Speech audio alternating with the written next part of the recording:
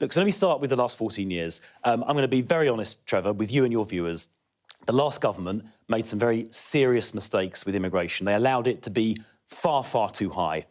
So let me start with just a very honest acknowledgement of that fact. So Boris Johnson's record number, 900,000 net migration, that was a mistake. That was a huge mistake, and that should not have been allowed to happen. So what are we proposing now to fix that going forward? Now, we've developed in opposition, under new leadership, some new specific and credible proposals.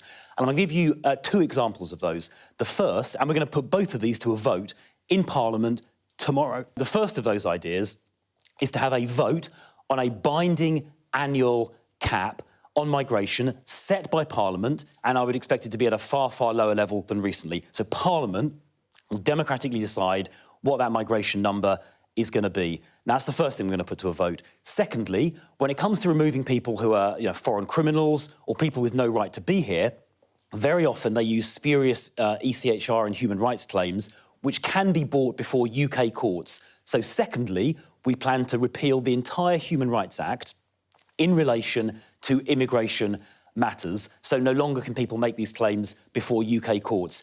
And I bet Labour will vote against that as well, because they voted against it in committee just a few weeks ago. So there are two specific, credible ideas to fix our country's immigration problems that we've developed and proposed. We're going to put them to a vote, and I'm pretty sure tomorrow Labour, who are not serious about fixing this, are going to vote against those ideas.